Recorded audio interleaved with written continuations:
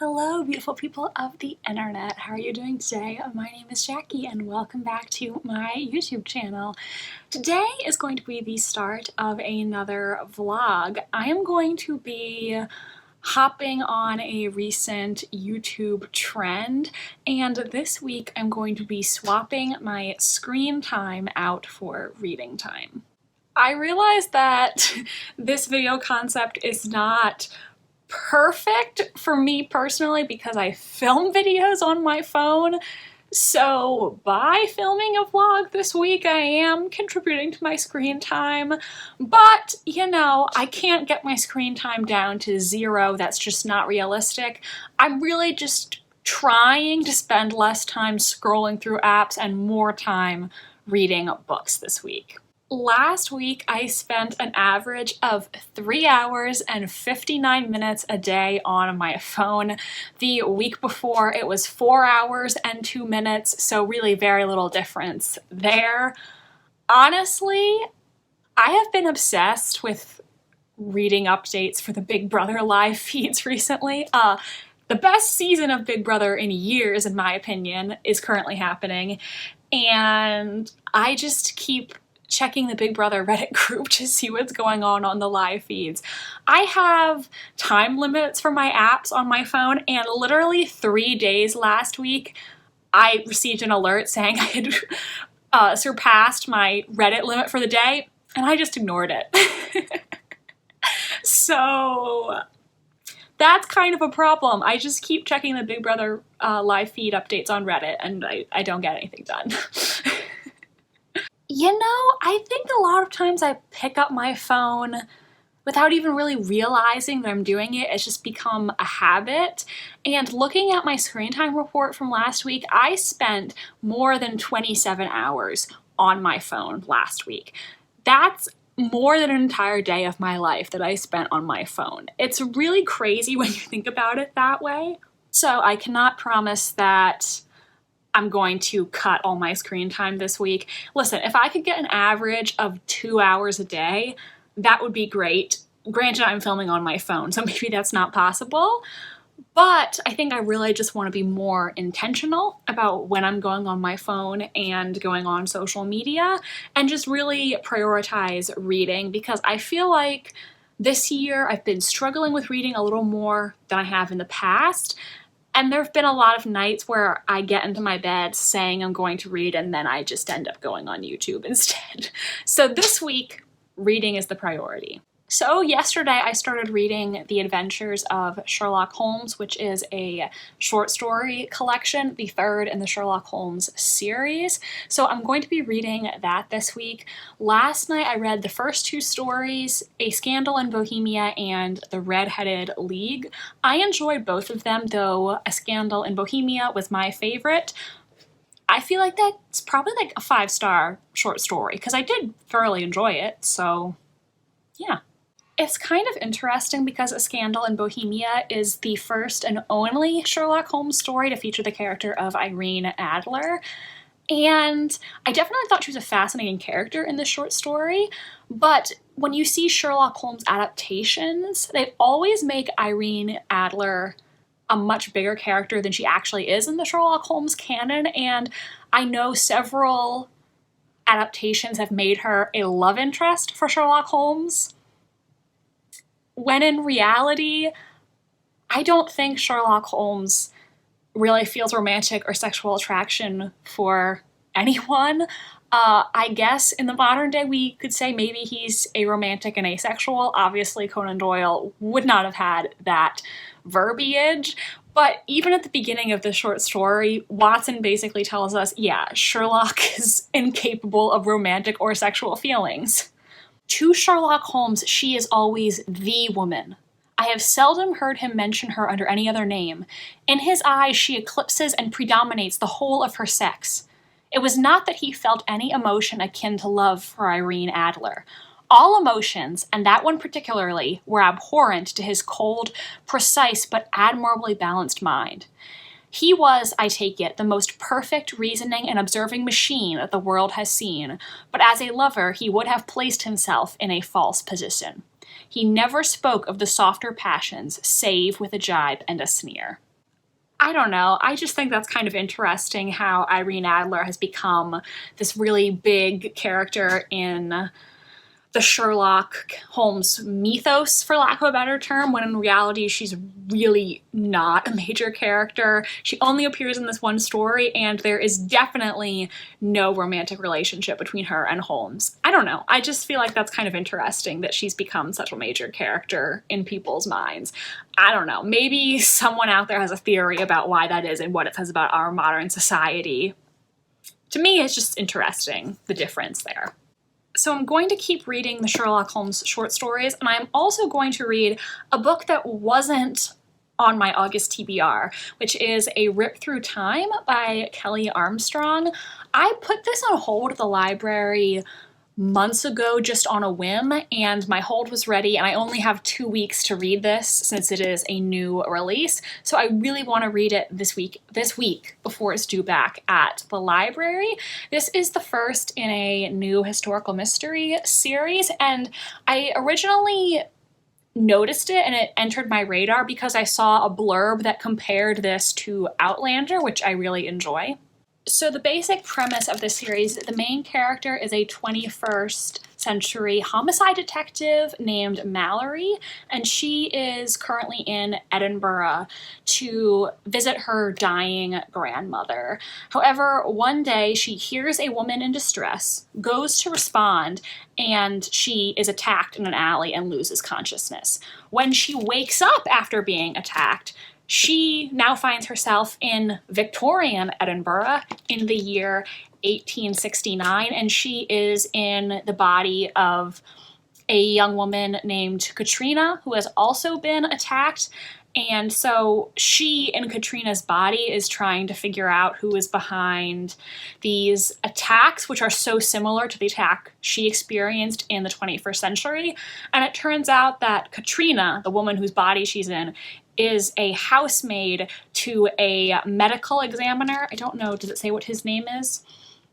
Dr. Gray. So she is the housemaid to the medical examiner, Dr. Gray. And I think potentially there might be a romance between Dr. Gray and Mallory, because it says the book combines mystery, romance, and fantasy. So now that I think about it, I'm like, if you're in somebody else's body, that makes it complicated.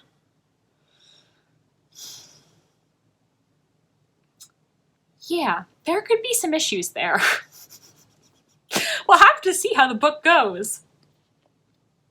Now I am apprehensive. Because if there's going to be a romantic storyline while she is in somebody else's body,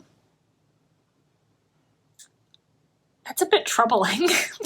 Hopefully she'll get like her own body back or something before anything physical potentially happens. Oh no.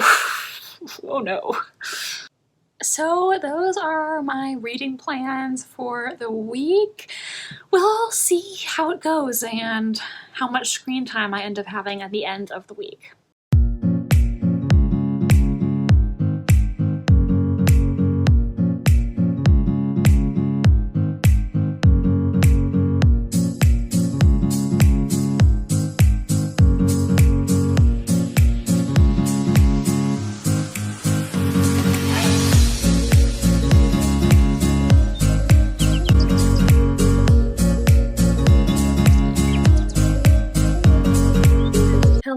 So I finished reading The Adventures of Sherlock Holmes, and all in all, I really enjoyed this short story collection.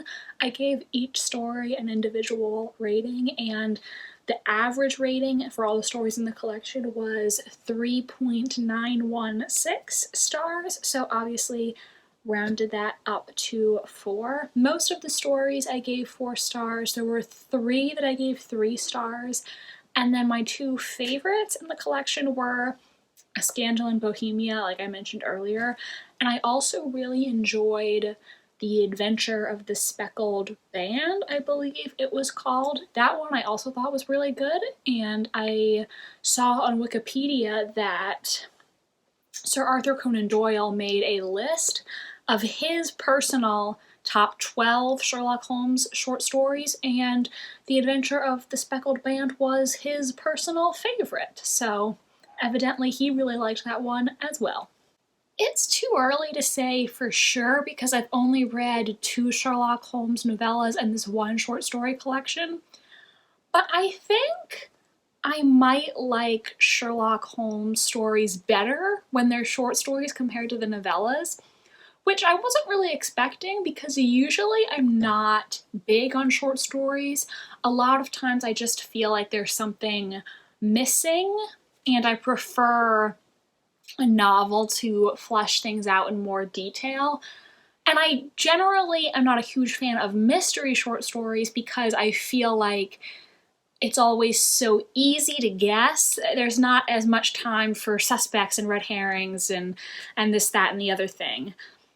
However, in my experience so far reading Sherlock Holmes, I don't really know if the Sherlock Holmes stories are really whodunits, because it's not like an Agatha Christie where there's a whole bunch of suspects who all have their own secrets. There's only so many characters in each story, and so a lot of times I feel like it's not that hard to guess who is behind it all. It's not like you're going to get to the end of a Sherlock Holmes story and just be flabbergasted by a big plot twist.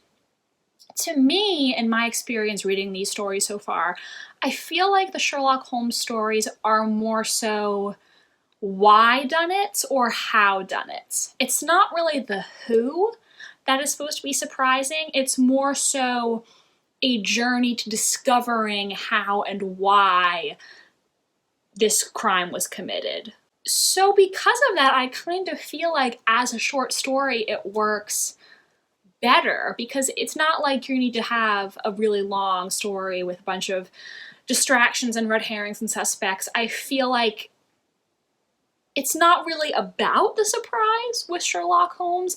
It's more so like how are all these little seemingly insignificant details going to be tied together to paint a complete picture. Do you understand what I'm trying to say here? I don't know. But because of that, I feel like I enjoyed the short stories more than the novellas that I've read so far. Yeah, I don't know if I articulated that well, but all in all, I really enjoyed these short stories more than I thought I would.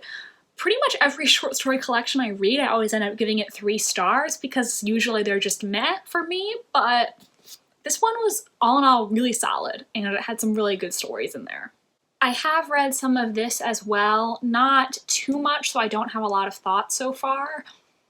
So far, I think the book is fine.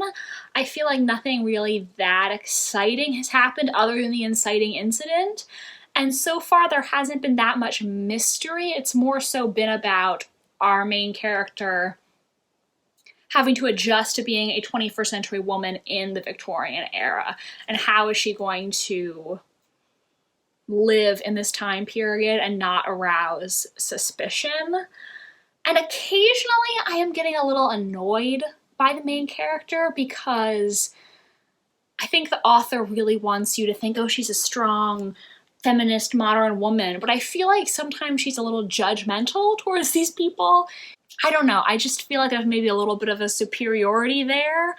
Maybe I'm reading too much into it, but you know, I feel like it's just kind of a overly simplistic take to be like, oh, people in the past were so dumb and barbaric and this, that, and the other thing. Like, centuries from now, if mankind is still on this planet, they're probably gonna look back at our time right now and talk about how ridiculous some of the things that we do are. You know, people are just acting with the information they have at the time.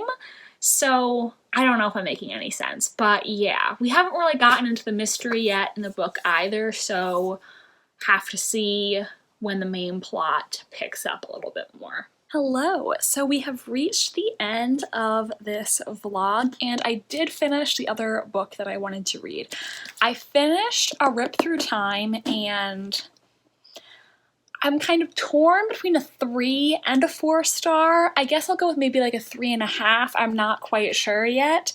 I was leaning more towards 3 stars, but you know, I think I got better the more I read, and there were certain things that have me intrigued, and so I'm potentially interested in continuing the series just to see how the plot is going to go from here. I did guess correctly who the killer was. There were 2 characters that I had my eye on as the potential killer, one of which actually was the killer, and the other was like the red herring misdirect.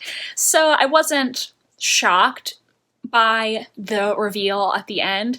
There was one reveal like somewhere in the middle of the book that I actually was kind of surprised by. I didn't expect the book to go in that direction, but once it happened, it did make sense. So I did enjoy that part, and I kind of felt like, you know, oh, well, like this makes perfect sense. Why didn't I anticipate this happening? The main character, Mallory, she was just fine to me. I wasn't really that invested in her, but I think my favorite character was Isla, and she is the widowed sister of Dr. Gray.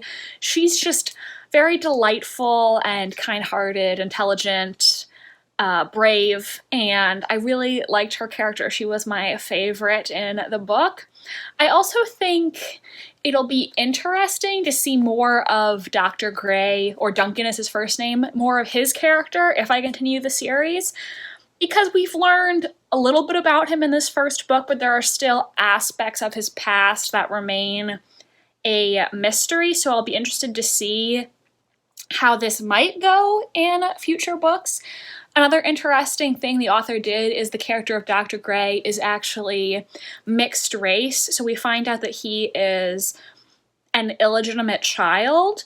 So Isla is his half-sister, and his stepmother basically just raised him as her own child despite the scandal. So he doesn't know who his mother is, but it seems like he's half white and half Indian. So I think that's kind of interesting to have a mixed race male lead in a historical series. And, you know, maybe we'll learn more about his origins in a future book because he doesn't know who his mother was. Maybe that'll become relevant. I don't know. So overall, I liked this. At first, I was having a hard time getting into it. I don't love the main character, but I am kind of wondering where certain plot elements may go in future installments. So maybe I'll pick up the next book in the series. We'll see. So that is it for this swapping screen time for reading time vlog.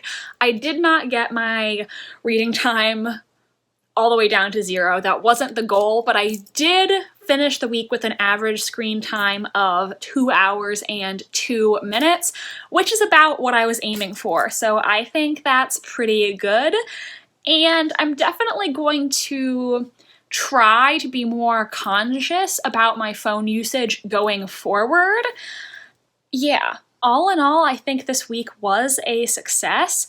I really hope you enjoyed this video. If you did, please give it a big thumbs up and subscribe to my channel if you want to see more from me. I post new videos every Wednesday and Sunday. My social media links are down below if you want to follow me on Tumblr, Instagram, or be my friend on Goodreads. Thank you so much for watching, and I hope you have an enjoyable rest of your day.